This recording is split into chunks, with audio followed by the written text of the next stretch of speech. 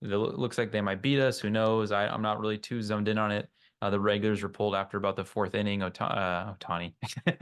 He's all I care God about. damn it. He's all I think about. 1-2. Swinging a drive toward right center. Back goes Robert. Back near the stands. That ball is gone. A game-winning home run for Chris Morel. Can you believe it? Listen to this crowd. Welcome back to the Brotherly Cubs podcast. I'm Zach, and this is my brother John. We are your brothers who love everything Cubs baseball. If you enjoy talking about the Cubs, and hit the subscribe button, turn on the notifications, join us every week as we dive into the power, the speed, and the best team in the National League. I'd like to start off a podcast with a playful question for each 32 subscribers. 62. We've doubled in the last few months. 62 of our subscribers. Feel free to put your answer in the comments. Today, John, I ask you, now that you're here in Texas, by the way, we're live from Texas. This is not Photoshop. We're in the same room here in Fort Worth. John, hey, what are you looking forward to? Most looking forward to in the upcoming Cubs game that we're going to see in person on Saturday? Craig Counsell. I want to see if that's an actual thing. Is he really our manager? Is the nose as real as it is? It's a big nose. Yeah, it's larger. He's holding secrets of several different dimensions in there. CIA secrets. Yeah, I'm actually looking forward to seeing Michael Bush. I want to see him pop one off of Eovaldi. And then maybe Cody Bellinger. We'll see. John Gray is actually pitching in our game. Oh, that's true. Yeah, my bad. So for those who are just checking in, not looking at the updates, game 2 will be started by Kyle Hendricks of the Cubs and John Gray for the Rangers. Game 1 is Steele for the Cubs versus Nathan Eovaldi. And game 3 is Jordan Wicks versus, I think it's Andrew Heaney for the Rangers. But I guess we'll see John Gray. Hopefully we get some home runs off him. Yeah. Definitely not a formidable pitcher. Not anymore, no. Not anymore. Yeah, so it should be a great game when we go, on Saturday. Yeah. So I'm really looking forward to it and seeing Globe Life Field and catching some Texan vibes. And it's an indoor stadium too, so it's kind of a weird feeling like being in a dome stadium. Yeah. So I remember going there for my first time. It was my first time in a domed baseball stadium. So it's a weird one. Yeah. But it's too hot here for outdoor baseball. So so yeah, and I'm looking forward to Christopher Morel, Seiya, Bellinger. I'm really looking for the middle of the order to get some RBIs, drive in some runs.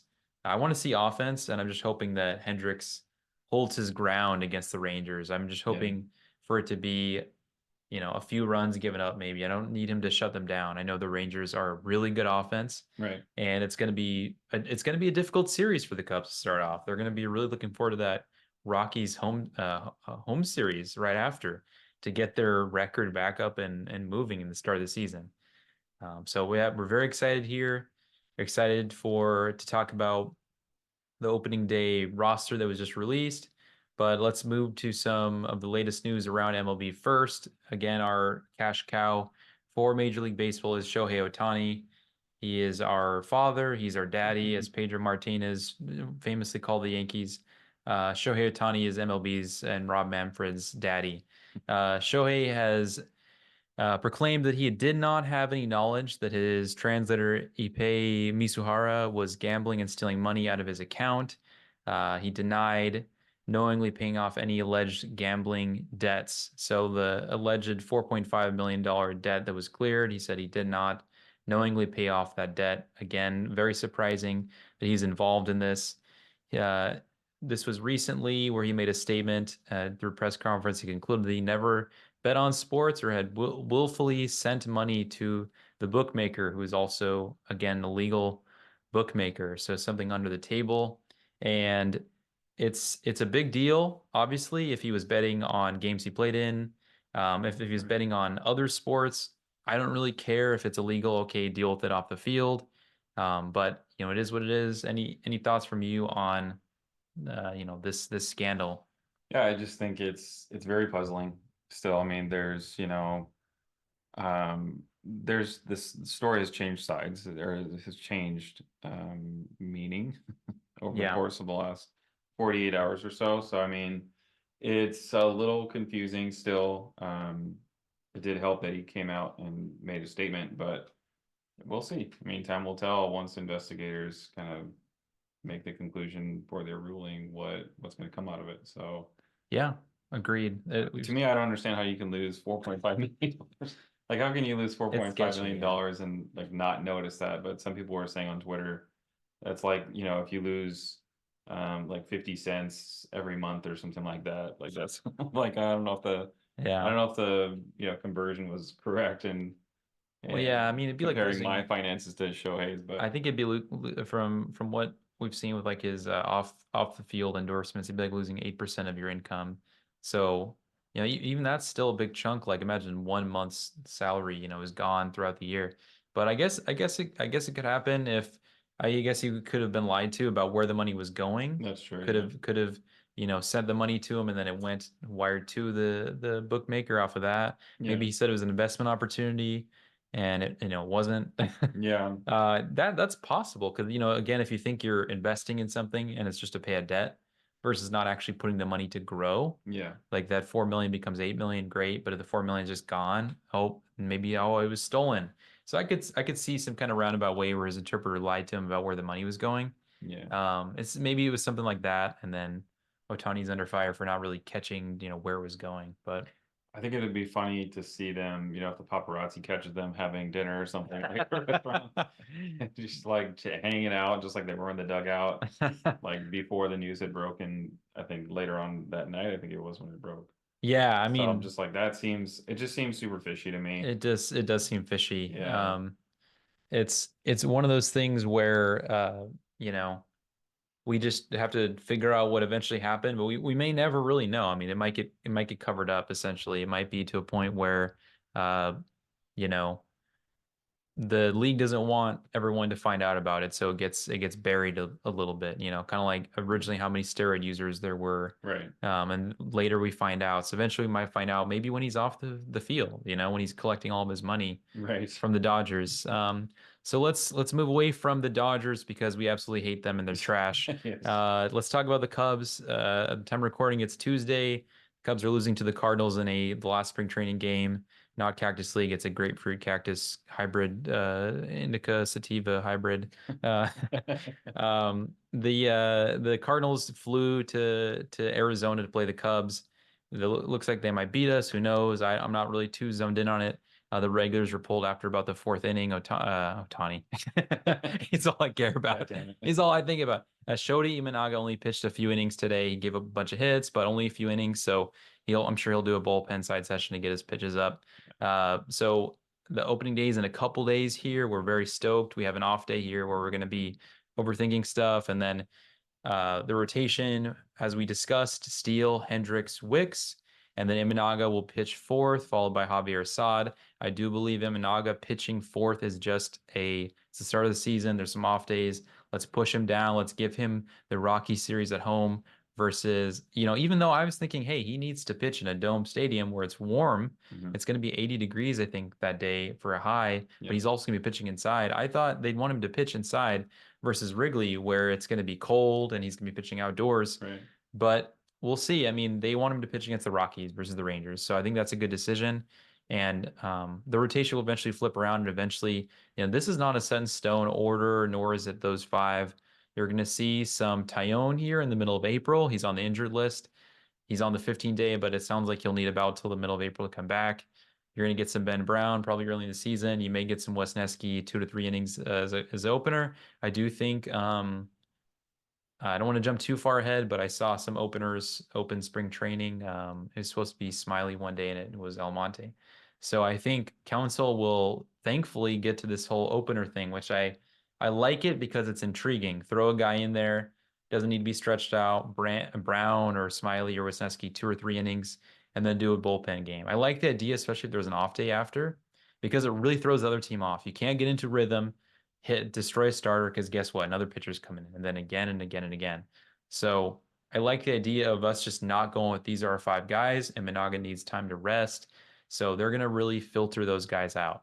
For the bullpen, closer, Adbert Alzolay, Hector Neris, and then, of course, Julian Merriweather and Mark Leiter Jr. to sort of take care of those high leverage innings. Leiter and Neris are like your right-handed guys and get lefties out with the splitter.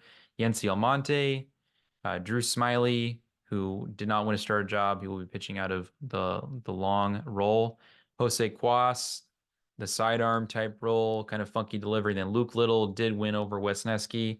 As we move on here with the rest of the roster, I wanted to stop. Any thoughts on potentially, Luke Little winning over Hayden Wesneski in the bullpen? I love it. I mean, Wesneski has had his time to make an impression. He needs a lot of work still. Yeah. In my opinion. Yeah. Luke Little has definitely proven, besides, I thought he did have a 0.00 ERA. Oh, he did for a while. For a little while there, but ESPN's a little bit behind on the news as far as Luke Little. But yeah, Luke Little has done a tremendous job this spring. Really looking forward to his impact on the major leagues. I like the move, having Drew Smiley in the bullpen. And I like Wesneski just kind of trying to figure it out in AAA. Yeah. And he's gonna he should be able to figure it out. I believe he will. Yeah. As a bullpen piece, or maybe as a starter. Yeah. A beginning. What do you call that? Kind of like the bridge or whatever to or piggyback. Yeah, like a piggyback starter. So yeah. He could definitely be used in different ways. So what are your thoughts on our upcoming or on the following players we have here for catchers? Yan Gomes, Miguel Amaya. What are your thoughts on those two? The catchers I think are good. The Cubs don't necessarily have tip-top prospects in catching, as some other teams might, but Gomes was a really clutch hitter last year. He's known for his soft skills, game calling, a really smart guy, really goofy. Drew Smiley I shouldn't say almost threw perfect game. He threw 7 2/3 perfect, and Yan Gomes like knocked him over. Right. When they were looking for, they were trying to get a ground ball, and that broke up the perfect game. Right. So in the the post game discussion, Yan Gomes put on a football helmet. Just kind of a funny. He's a funny guy, and I think that chemistry is good to have. Yeah. Guys who are leaders, good hitters, good players, veterans, and then just kind of goofy too. That really helps keep things light. Yeah. Oh yeah, Miguel Amaya, he has been at times one of the Cubs' top 2 or 3 prospects. That's when Braylon Marquez was in the organization back, almost like during the COVID era, 2019. Albert Alzolay even had guys like Keegan Thompson, Tyson Miller, like a bunch of random guys were up in that position. Miggy, I think will hit this year. I want to sort of be assured that he's going to be able to throw runners out too, because sometimes it doesn't seem like his arm is super strong. But I'm still excited about those two. It's a lot better than like Gomes and Barnhart, for instance, last year. Yeah, I agree. I love Gomes' leadership. When we had first signed him, I wasn't really big on him. I was like, Yan Gomes, really, for catcher? But he's really shown, I think, Cubs fans a lot as a hitter. It seems like every time I watch him, he's hitting a double, like an RBI double. Yeah. Timely hitting. Very timely. He's goofy, like you said. He keeps it light. Yeah. I do love him starting over Miguel Amaya. I think Miguel needs to slug a little bit more this year. And like you said, maybe throw out a little bit higher percentage of runners. Yeah. But I like that catching core. I don't think it has to be, heads and tails above everybody else. As long as they're able to kind of navigate through the game and call a good game, I think they'll be just fine. Yeah, agreed. It's still solid. Moving through the infield, we have Michael Busch at first, Horner at second, Dansby Swanson at short. Morel is going to be playing third full time for now. Garrett Cooper is sort of your DH first baseman, bench player. Miles Mastrobuoni is going to play some third and mix it up. Versatile guy. Lefty bat, and then Nick Madrigal is going to play a lot of third, backing up Morel, and play some second. And then among this group, it sounds like we're really looking forward to Michael Busch, right? Yeah, I would say so. I mean, I think a lot of Cubs fans are also kind of keeping their eye low key on Dansby. I think he definitely has to do a lot better, hit a lot better than he did last year. Right. And hit terribly. It just seemed like the timely hitting wasn't quite there all the time. Yeah. And timely hitting wasn't there all the time. I glossed over that. Yeah. I think, like you said, Michael Busch, a lot of people are going to be looking at that and seeing how he does, how he's able to perform at the major league level. Because he didn't, in the small sample size that he had with the Dodgers, it wasn't amazing. Right.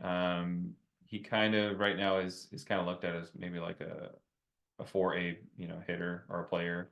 Right. So it's going to be interesting to see how he does, and also kind of looking, taking a peek at the minors, how Matt Mervis does. Yeah. That first base is going to be real intriguing this year. So The corners, yeah, for yeah, sure. the corners, Morel, obviously, we talked about him and ad nauseum. I mean, Yeah. his errors have got to come down. So there's a lot. Those hot corners are going to be real interesting for the Cubs.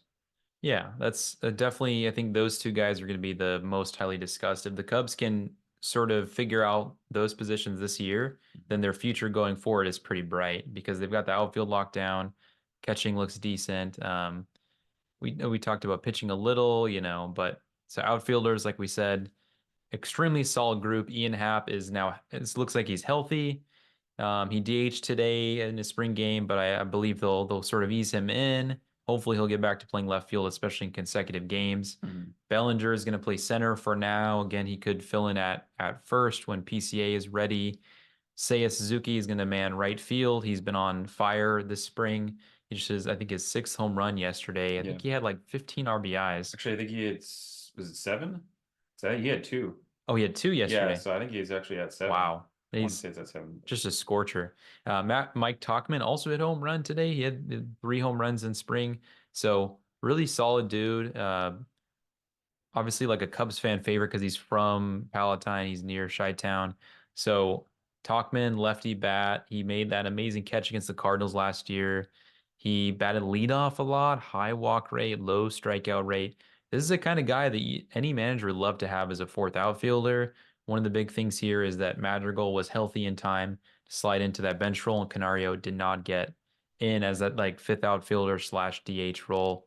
But I guess the Cubs already had Cooper to sort of be like a right-handed bat off the bench, and so maybe they didn't want to have too much redundancy in the roster. And then just to finish out the roster here on the injured list, again, Happ and Madrigal are healthy. Patrick Wisdom is on the injured list. No solid indication of when he'll be back. But Jameson Taillon has started throwing a bit here and there, I think through bullpen. So they're going to ramp him up and get him back in the middle of April, hopefully. And we do hope Wisdom comes back. Before we sort of transition away from the roster, I guess, once Wisdom comes back, who do you think is going to get sent down? That's a great question. That's a great question. I don't know. You kind of surprised there, yeah. That's a screwball, actually, really. Let's look through. Kind of looking at the infielders, that's probably going to be. I mean, the outfielders. There's nobody leaving there. I mean, Wisdom is obviously corner infielders, first base, and third base. So it's got to be what maybe I guess Bush. I was gonna say you wouldn't think either Mastrobuoni or Madrigal. Imagine Morel is filling his position. That's got to be tougher. Yeah, Mastro is. Maybe Madrigal goes down. Maybe Madrigal, yeah, because just the slug, or he's terrific defensively. I just watched him make a play today, and I was like, man, if he could only hit, yeah. So I mean, if, I'd probably say Nick. Actually, yeah, probably Nick Madrigal. I mean, they just traded for Bush. I mean, they can't send him in. Really, yeah. I think I do. Nick Madrigal, yeah. Yeah, I mean, I do think there's an opportunity for them to send Bush down if PCA is up, or if Bush is just absolutely getting torched at the big leagues. I don't think he's shown that this spring. Spring you don't get a great sample. What I'd like to see from Bush is like a complete hitter, draws the walks. He's still striking out here and there, but he's got really good power. He actually took Michael Bush took Logan Gilbert deep to center field the other day. Yeah, so he's had a good spring. And he obviously had a better spring than Mervis. Mervis is still an exciting prospect to watch. That'd be the guy you bring up instead of Bush. So yeah, those guys may flip-flop. Cooper may get some more time. And obviously Wisdom could get some time at first too. So that's certainly an option. I would guess it's going to be difficult for the Cubs as a competing team this year in the Central to want to roster both Nick Madrigal and Miles Mastrobuoni on the same 26-man roster. That's going to be tricky. Right. And then once Jameson Tyone comes up, I'm curious as to, then he fills into a starter spot. And then between Wicks and Assad, I guess you maybe see who's better. I wonder if they send, Assad down, or maybe the least, I guess you only can option a few people, right? So Jose Cuas may get optioned down. Luke Little could get optioned down. Yeah. I guess there's only, I think maybe answer my own question. There's only so many guys you can option. Right. The answers are Wicks, Assad, Cuas, and Little. That's impressive. So- That's impressive. Yeah. Well, yeah, it's the big thing this offseason was that the Cubs had enough guys that were reclamation projects that previously were DFA'd out of space. They turned Leiter into a stud, splitter thrower. Merriweather is found, this hidden gem. Throw like 100. I mean, he's going to be really good. But they can't option these guys. They've just run out of time. Alzolay has been optioned because he went between a starter and a reliever for a few years, right? Yeah. So I think Alzolay actually may have an option, but it'd be tough to option your closer, right? Yeah. So it's one of those things where the Cubs could add, for sure bullpen options, but a lot of times they become without options. And so I'm curious if they'll ever add another, maybe like actually even Yancy Almonte. That makes it a little bit more puzzling that he's not optionable. It would have been better to have a reliever you can option, right? Right. Because then what we'll end up seeing here, I'm sure pretty soon, is phantom IL stints, Right. where guys are it's like I think Tyone actually had that last year. Oh, he slipped in the tub. Oh, he just sucks, so he's gonna send down Iowa. Pulled his muscle, putting on pants. Yeah. I heard that was like Brandon Morrow or something like that. Yeah, well, we don't say his name. We don't mention that. That's name like in this household. Voldemort.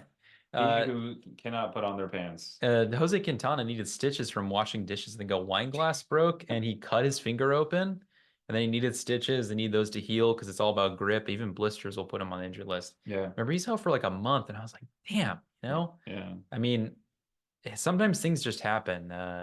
Yeah, it's just not something you obviously can avoid. I mean, if they're accidents for a reason, so yeah, but we may see some accidents that are interesting, or rather phantom injured list stints where guys happen to be injured, and you just go, random hip injuries. Yeah. In the middle of the year. Oh, like Stroman had one. Oh, he has a 6 point something ERA in his last 5 starts.